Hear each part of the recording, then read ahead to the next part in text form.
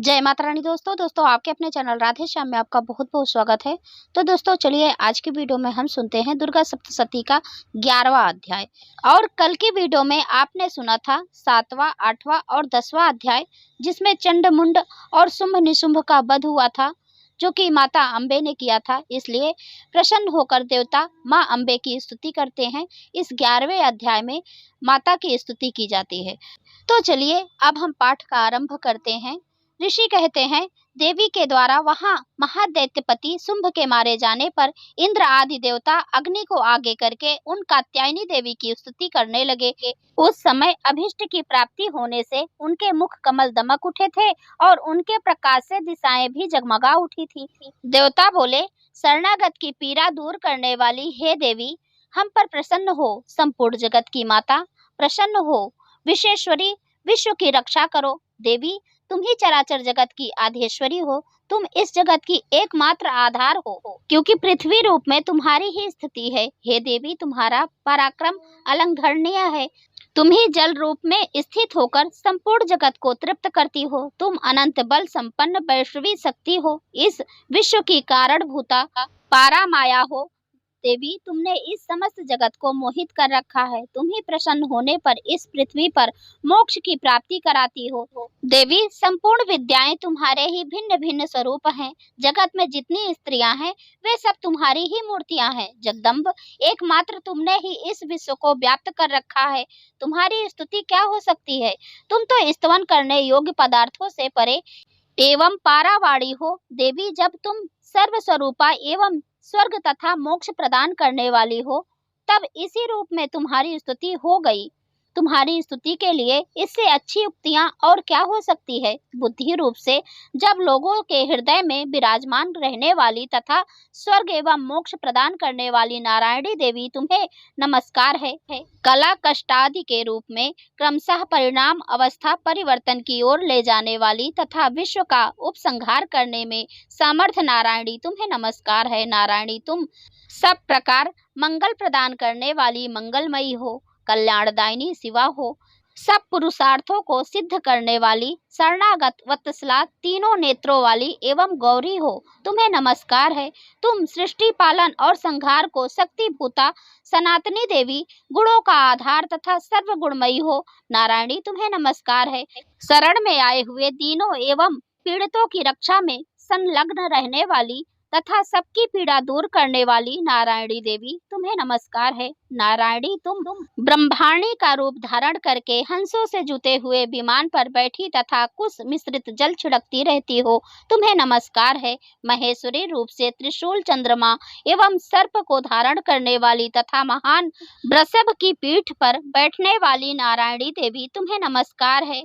मोरों और मुर्गों से घिरी रहने वाली तथा महाशक्ति धारण करने वाली कौमारी रूप धारणी निश्चय पापे नारायणी, तुम्हें नमस्कार है। शंख, चक्र, गदा और सारंग धनुष उत्तम आयुधों को धारण करने वाली वैष्णवी शक्ति स्वरूपा नारायणी, तुम प्रसन्न हो, तुम्हें नमस्कार है। हाथ में भयानक महाचक्र लिए और दाढ़ों पर धरती को उठाए वाराही रूप धारणी कल्याणमयी नारायणी, तुम्हें नमस्कार है। भयंकर नृसिंह रूप से दैत्यों के वध के लिए उद्योग करने वाली तथा त्रिभुवन की रक्षा में संलग्न रहने वाली नारायणी, तुम्हें नमस्कार है। मस्तक पर किरीट और हाथ में महावज्र धारण करने वाली, सहस्त्र नेत्रों के कारण उद्दीप्त दिखाई देने वाली और त्रिशासुर के प्राणों का अपहरण करने वाली इंद्र शक्ति रूपा नारायणी देवी, तुम्हें नमस्कार है। शिवदूती रूप से दैत्यों की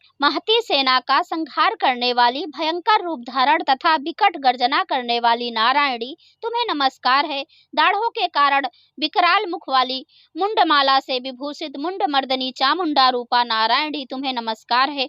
लक्ष्मी, लज्जा, महाविद्या, श्रद्धा, पुष्टि, स्वधा, ध्रुवा, महारात्रि तथा महाविद्या रूपी नारायणी, तुम्हें नमस्कार है।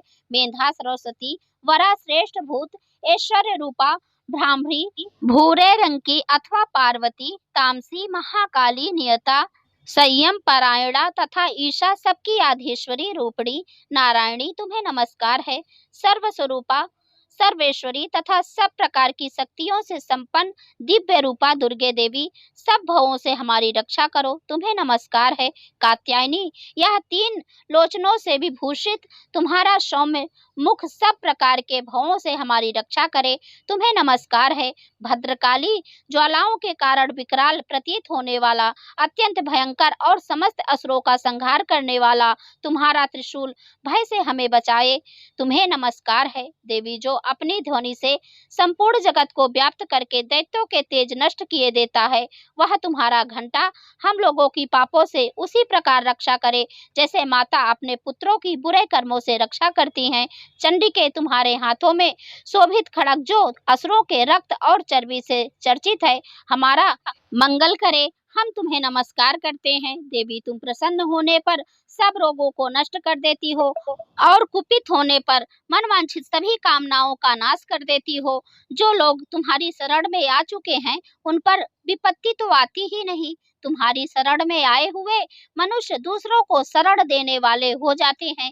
देवी अंबिके, तुमने अपने स्वरूप को अनेक भागों में विभक्त करके नाना प्रकार के रूपों से जो इस समय इन धर्मद्रोही महादैत्यों का संहार किया है, वह सब दूसरी कौन कर सकती है। विद्याओं में ज्ञान को प्रकाशित करने वाले शास्त्रों में तथा आदि वाक्यों वेदों में तुम्हारे सिवा और किसका वर्णन है, तथा तुमको छोड़कर दूसरी कौन ऐसी शक्ति है जो इस विश्व को अज्ञानमय घोर अंधकार से परिपूर्ण ममता रूपी गढ़ में निरंतर भटका रही हो। जहाँ राक्षस, जहाँ भयंकर विष वाले सर्प, जहाँ शत्रु, जहाँ लुटेरों की सेना और जहाँ दानव हो, वहाँ तथा समुद्र के बीच में भी साथ रहकर तुम विश्व की रक्षा करती हो। विश्वेश्वरी, तुम विश्व का पालन करती हो, विश्व रूपा हो, इसलिए संपूर्ण विश्व को धारण करती हो। तुम भगवान विश्वनाथ को भी वंदनीय हो। जो लोग भक्ति पूर्वक तुम्हारे सामने मस्तक झुकाते हैं, वे संपूर्ण विश्व को आश्रय देने वाले होते हैं। देवी, प्रसन्न हो, जैसे इस समय असुरों का वध करके तुमने शीघ्र ही हमारी रक्षा की है, उसी प्रकार हमें शत्रुओं के भय से बचाओ। संपूर्ण जगत का पाप नष्ट कर दो और उत्पात एवं पापों के फल स्वरूप प्राप्त होने वाले महामारी आदि बड़े बड़े उपद्रव को शीघ्र दूर कर दो। विश्व की पीड़ा दूर करने वाली देवी, हम तुम्हारे चरणों पर पड़े हुए हैं, हम पर प्रसन्न हो। त्रिलोक निवासियों की पूजनीय परमेश्वरी, सब लोगों को वरदान दो। देवी बोली, देवताओं, मैं वरदान देने को तैयार हूँ, तुम्हारे मन में जिसकी इच्छा है वह वर मांग लो। संसार के लिए उस उपकारक वर को मैं अवश्य दूंगी। देवता बोले, सर्वेश्वरी, तुम इसी प्रकार तीनों लोकों की समस्त बाधाओं को शांत करो और हमारे शत्रुओं का नाश करती रहो। देवी बोली, वयोश्वत मनवंतर के 28वें युग में शुंभ और निशुंभ नाम के अन्य महादैत्य उत्पन्न होंगे।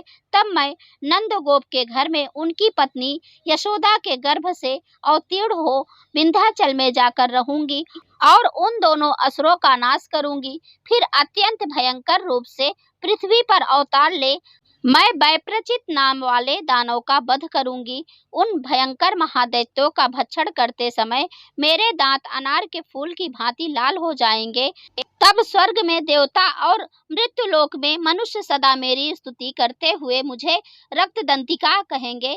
फिर जब पृथ्वी पर 100 वर्षों के लिए वर्षा रुक जाएगी और पानी का अभाव हो जाएगा, उस समय मुनियों के स्तवन करने पर मैं पृथ्वी पर अयोनिजा रूप से प्रकट होंगी और 100 नेत्रों से मुनियों की ओर देखूंगी। अतः मनुष्य शताक्षी इस नाम से मेरा कीर्तन करेंगे। देवताओं, उस समय मैं अपने शरीर से उत्पन्न हुए शाकों द्वारा समस्त संसार का भरण पोषण करूंगी।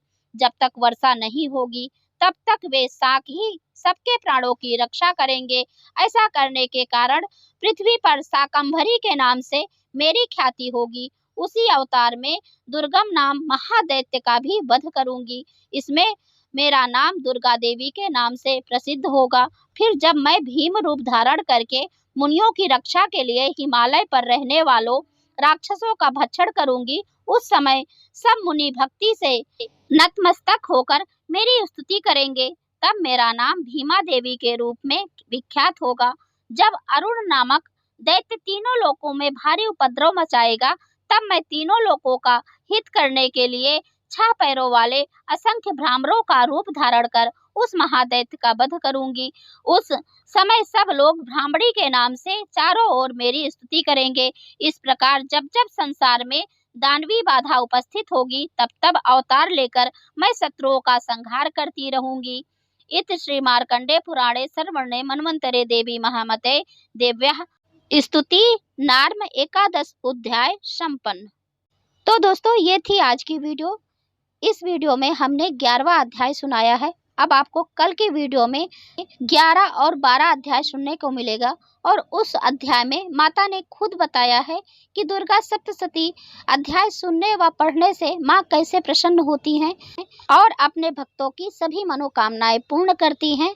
तो अगला अध्याय भी जरूर सुनिएगा। और आज की वीडियो आपको अच्छी लगी हो तो लाइक कीजिए, शेयर कीजिए और चैनल को भी सब्सक्राइब जरूर करें यदि चैनल पर पहली बार आए हैं तो। और आपने अभी तक चैनल को सब्सक्राइब नहीं किया तो जरूर कीजिए और सब्सक्राइब करने के बाद बेल आइकन को जरूर प्रेस करें। इससे ये होगा कि जो भी इस चैनल पर नई वीडियो अपलोड होगी उसकी नोटिफिकेशन सही समय पर आपको प्राप्त होगी। तो चलिए अब मैं मिलती हूँ अगले वीडियो में, तब तक के लिए नमस्कार। जय माता दी।